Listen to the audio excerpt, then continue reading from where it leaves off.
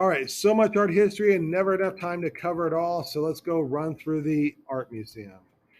All right, don't forget to write chapter 3 big and bold at the top of your page. And as a reminder that, and then go and write the page number that you start this chapter on into the table of contents. And this is also a reminder, the 5 hand-drawn sketches per chapter.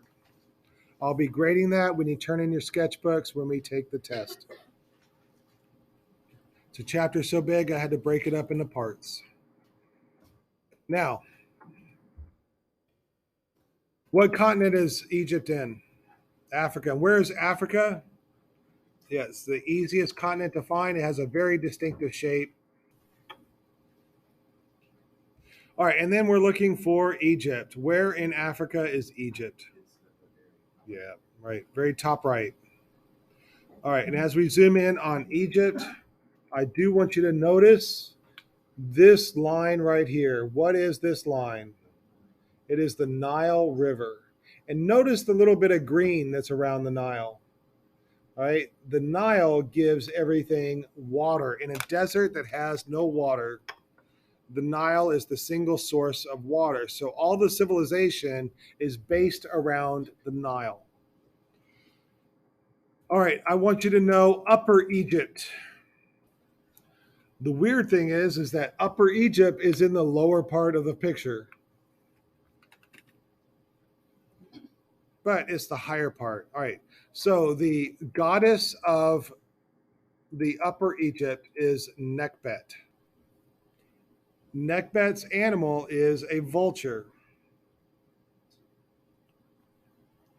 And Upper Egypt is dry and rocky. All right, and the crown for Upper Egypt is this white bowling pin looking hat. Looks like dude is wearing a bowling pin. All right. Now let's go to Lower Egypt. The goddess for the Lower Egypt is Wadjet, and her animal is a cobra. Here's some cool fan art for Wadjet. And Lower Egypt's crown is like a red chair. It looks like they have a chair on their head. All right, now there are 2 crowns of Egypt. There's the Lower Egypt and Upper Egypt. Upper Egypt is the bowling pin, Lower Egypt is the red chair. When Egypt is united, you put the 2 crowns together and you have a double crown. And you can see in various Egyptian art the double crown, and that is a symbol of united Egypt. Also, you can see in various parts of Egyptian art where you have a vulture and a cobra together. That is also a symbol of united Egypt. The vulture is Upper Egypt, the cobra is Lower Egypt. And I want you to know that this weird hat that Egyptians wear is called a nemes. And the nemes is supposed to look like an animal. Can you tell what animal it's supposed to look like from the front? It's an animal we already talked about, cobra. The neck of the cobra that flares out, that is what the nemes is supposed to represent. A couple things I wanted to point out. That's the nemes right there. And then there's the united Egyptian crown, the double crown. And then later on, I'll talk about the crook and the flail. And then, so let's talk about space in Egyptian painting for a second. You don't need to write that down. I just do want you to understand space. All right, so with outer space, why do we call it space? Because it has so much space in it. It goes on to infinity. Now, in art, we want to have it look like we have space. So in this painting right here, Can you imagine if you were to be put in this painting? If you were to spend a day in this painting, where could you go? You could hang out with these people in the foreground. You can hang out with these people in the middle ground. It looks like you can even run around. You can go way to the back. You could visit this building in the distance, and you can even go farther back. It looks like there might be a lake back there with some hills, and you can even go past that. This painting has lots of space in it. It looks like not only do you see it flat, is it a flat surface, but you can go back into it. And that's kind of what they do in like a theater, like you ever, like in the auditorium, and they have these curtains on the side, and the curtains, they go back into space.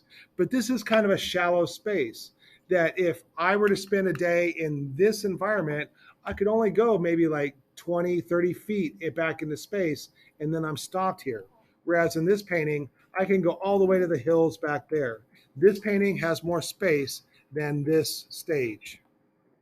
And in paintings that look like they have like a stage presence, it looks like I can go back into this painting maybe 8 feet, because these cherubs are holding up a backdrop of this right here. But there's like a wall back there. And then there is a very shallow space of Egyptian art. Egyptian is very shallow. And when I look at Egyptian art, everything is right up against me. And I think of Egyptian art as being on a ledge, and I only have about maybe 2 feet of depth of space. If this guy wants to go be on the other side of the woman, he has to quite literally pass right in front of her with no space between them. And that's how I feel about Egyptian art. Egyptian art has very shallow space in it. I do not want to spend the day in this painting because I would be pressed up against the picture plane and the background. And then that gives us very twisted perspective where it smashes everything up against the picture plane. And that's why we get this twisted perspective of the figures, which I talked about last chapter. So I think I've got a story to tell you. This is Ra, the sun god, and he ruled earth before he became the sun and rose up into the heavens. It's also called Re. It's also called Amen. It's also called Atan. Now, there was a prophecy. Any child born from Nut, who's the sky goddess, at any time during the year would overthrow Ra. So Ra cursed Nut. He forbade her from getting pregnant. So Nut goes to Thoth, the god of knowledge, and she asks him to reverse the curse. He can't reverse the curse, but he comes up with a plan. So he says, I have a plan so cunning, you could put a tail on it and call it a weasel. So he challenges Khonsu to a game of checkers. Anybody that's been watching the Marvel TV shows Moon Knight knows who Khonsu is. And so each time Thoth won, Khonsu gave up a little bit of his life. And after a while, Khonsu stopped playing. So there's 360 days in a year. And see, Thoth took the life given from Khonsu and traded it for 5 days, which he added to the year as holidays. So before this game of checkers, there was only 360 days in a year. And then Thoth added the 5 days to make it 365 days in a year. So that means that Nut can start making babies on those extra 5 days because they're not actually part of the year. So during each holiday, Nut gave birth to different gods and goddesses. Well, one of those is Osiris, and I want you to know who he is because we'll be running into him later. He is the god of order and justice, and he later becomes the god of the dead, the afterlife, the underworld. Now, the Egyptians were religious to excess. Their concern for immortality bordered on obsession, and almost all monuments and artifacts directed toward this goal of immortality. Now, what two things is he holding here? One looks like a hook, and the other looks like a whip or something. That's called the crook and flail, and it's almost always associated with Osiris. You see it a lot in Egyptian art. The shepherd's crook stood for the kingship, and the flail stood for the fertility of the land. And I think it's the crook is what guides and rewards, and the flail is what pushes and punishes.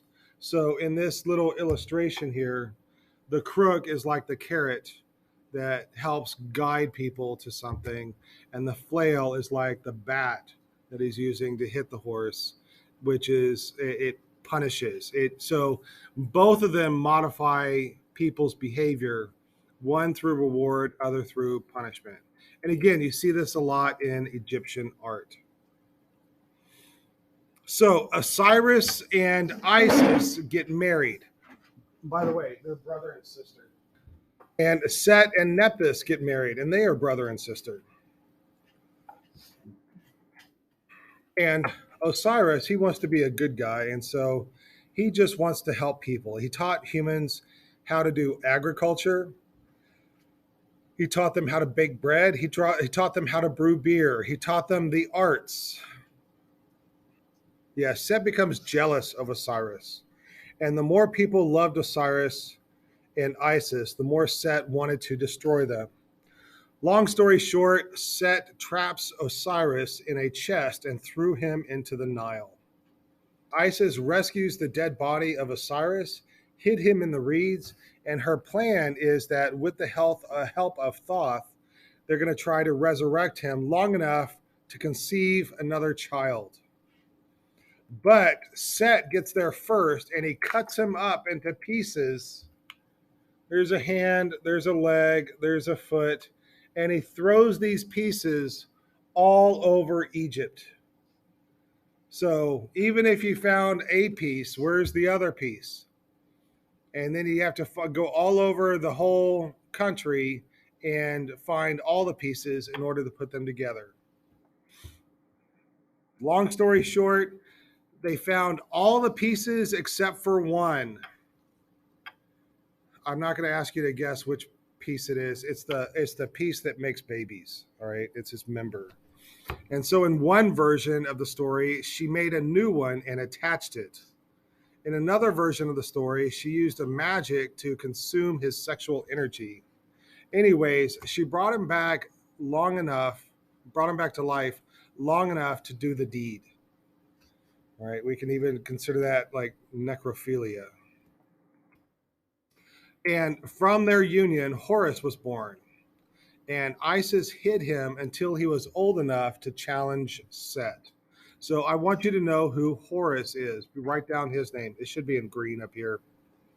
When Horus gets old enough, he turns into a badass and challenges Set to a duel. He wants to avenge his father. Remember that Set cut up his father and threw him all over Egypt. And their fight goes on and on and on. And their fight lasts for years. Eventually, Horus wins over Set, and Horus is now the ruler over mankind and the universe. Here's what I want you to know from the story. When a man becomes Pharaoh, all right, Horus rules over Egypt. When a man becomes Pharaoh, he rules over Egypt. So, how can a man and Horus both rule over Egypt? Well, Horus's spirit goes into the man. So, the man, the Pharaoh, is Horus. Horus is the Pharaoh. Does that make sense? All right, so Horus rules over Egypt as the Pharaoh. The Pharaoh rules over Egypt as Horus. So they become one.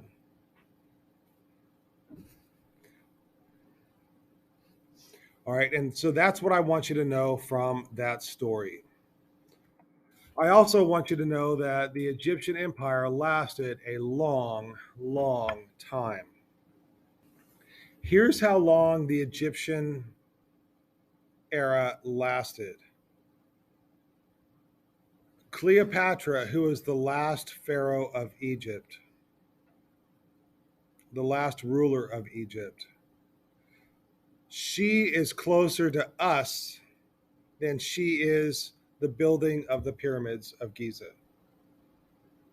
There are fewer years between her reign and COVID than her reign and the building of the pyramids. Isn't that insane? So that's how long the Egyptian Empire lasted.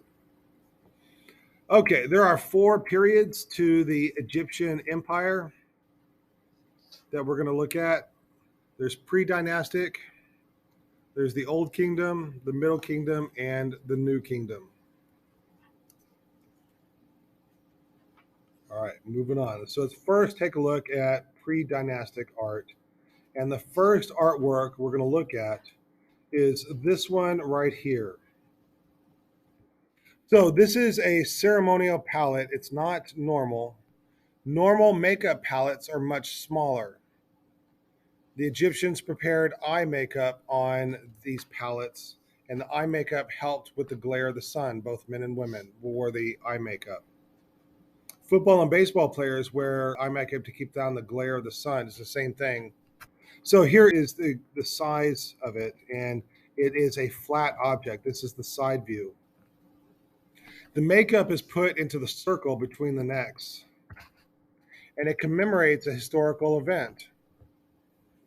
It commemorates the unification of Egypt under Narmer.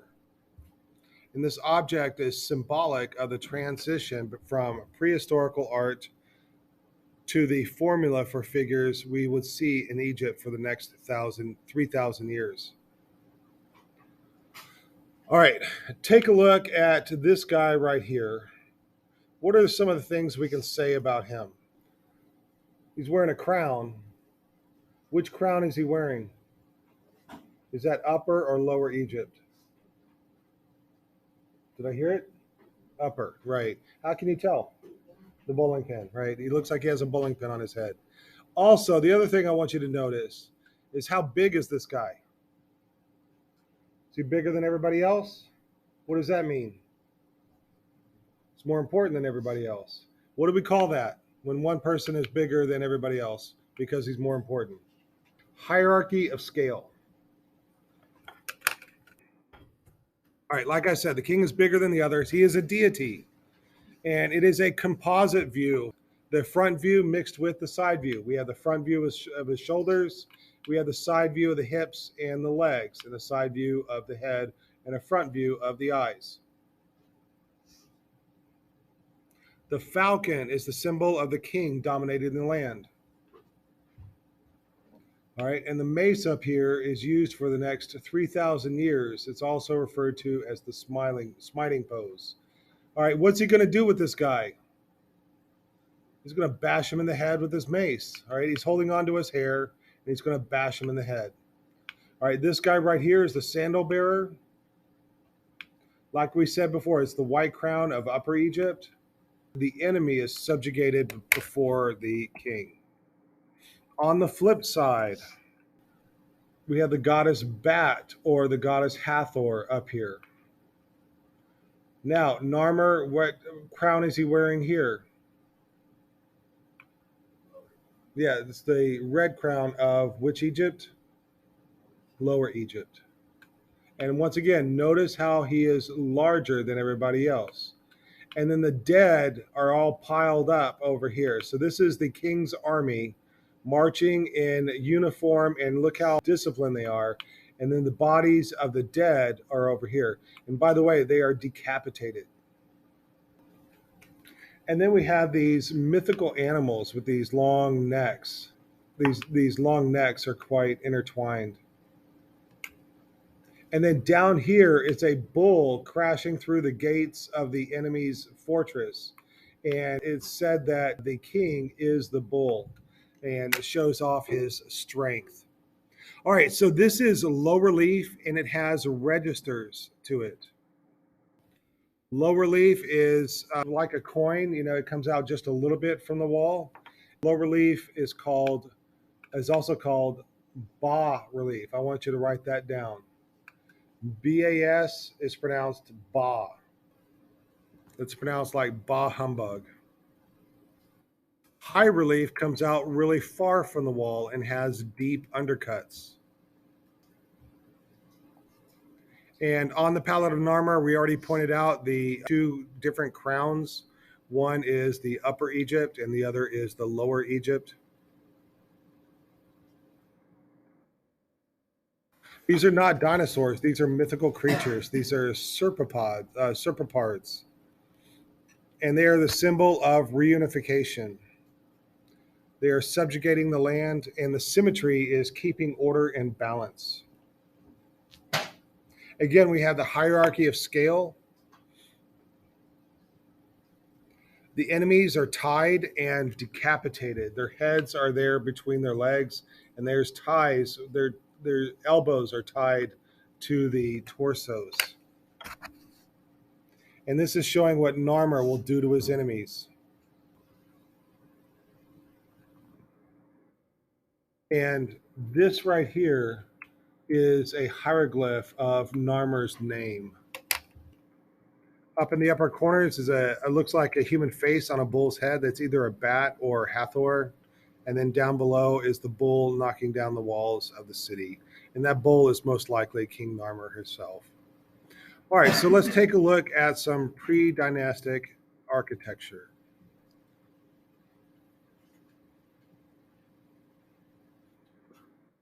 All right, so we will be looking at pyramids. First, pyramids started off as what's called a mastaba, M-A-S-T-A-B-A. And the second stage of a pyramid is a step pyramid, which is basically a series of mastabas that are stacked on top of each other, and they get smaller and smaller. And then there's a bent pyramid we'll get to, and then the epitome of pyramid building are the pyramids at Giza. But let's start with the mastaba tombs. This is early Egyptian architecture. And Egyptian architecture starts out as being very simple, and then it gets more and more complex. So these structures are mostly solid. Looks like there's a door right there, but these are not rooms inside. That's all solid rock and dirt in here. There might be a little room right just past this door, but everything, all of this is solid. You also notice a couple of holes in the ceiling or in the roof. Those lead down to shafts, and the actual tombs are down underneath the ground. So a tomb is like a house for the dead. And these were used by pharaohs before 2667 BC. They were also used by nobles in all periods, not just the pre-dynastic, but all the way through the New Kingdom. Again, like I said, there'd be a small room, like a small little room where the door was, but the rest of it is solid. What a mastaba looks like on the outside. Here's another mastaba. And you can see all these mastabas in rows over here.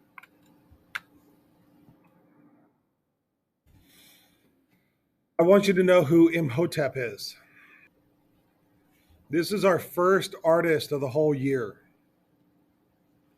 Our first individual that we know who is a creator of things. All right, and he is the royal builder for the King Dozier of the third dynasty. He's the pharaoh's chancellor and high priest of the sun god Ra. And he is the first known artist in recorded history. And he developed the stepped pyramid. All right, now if we look at Dozier right here, which is the guy on the right, what are some things we can identify with him? What can you tell me about what he's wearing on his head? What is this? It's the what? Yes, the unified crown. Yes. So, what can you tell me about the two different parts of the unified crown? What's the red part symbolize? Lower, right. And the white part then would symbolize the upper. And then what is he holding in his hands? What is he holding right there and right there? The crook and the flail. And the other guy, what is he wearing on his head? What is that called? Nemes. That is correct. Okay, so in the old 1930s horror movie, The Mummy, Imhotep is the name of the mummy. All right. But we're not talking about that Imhotep. All right. And in the 1990s movie, he was also called, the mummy is also called Imhotep. We're talking about the architect that was for King Dozier. So we're going to go to Saqqara in Cairo, next to Cairo. And here we have the stepped pyramid of Dozier. And this building, the pyramid, is not the only building that is here. This part of a big complex of buildings. And that is called a necropolis. Necro means what? I mentioned earlier when Isis was having relations with the dead Osiris, that was called necrophilia. Dead, right? It means dead. And polis means what? It means city. All right, this is the city of the dead. All right, this complex will impact all royal memorial monuments made after this. It has 15 entrances, but 14 are fake. And it has many new innovations. For the first time, the material used was not mud brick, but instead carefully cut stone. It's the first mortuary structure in stone. It's the first step pyramid instead of a single mastaba. And it's the first to combine both mortuary and ritual buildings. And it's the first to pair functional buildings with dummy ones that couldn't actually be used. So this site was originally a mastaba. That's the original plan, was to make a mastaba. And then they created a second phase where they built 3 more mastabas on top. And then the third phase, they built more mastabas on top of that. They just expanded it out, all of these, and then they were able to build more mastabas on top. So as each mastaba was built, it would get smaller. So the stepped pyramid is kind of an accident. It was supposed to be a mastaba for the king when he died, but when he didn't die when he was supposed to, or when the mastaba was finished. So they built another, and he didn't die, and again and again. And it's composed of mastabas of diminishing size. It took them 20 years and 20,000 workers to complete this stepped pyramid. Now, what I want you guys to do is to compare the stepped pyramid with the ziggurat. How are they both the same? Yes, they both have levels, and the levels keep getting smaller as they go up. Do you see that? Visually, they're very, very similar. How are they different? What is the purpose of the stepped pyramid? Right, to house the dead pharaoh.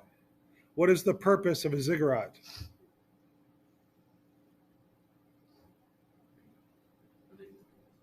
It is, and both of them are religious purposes. What's the purpose of the ziggurat?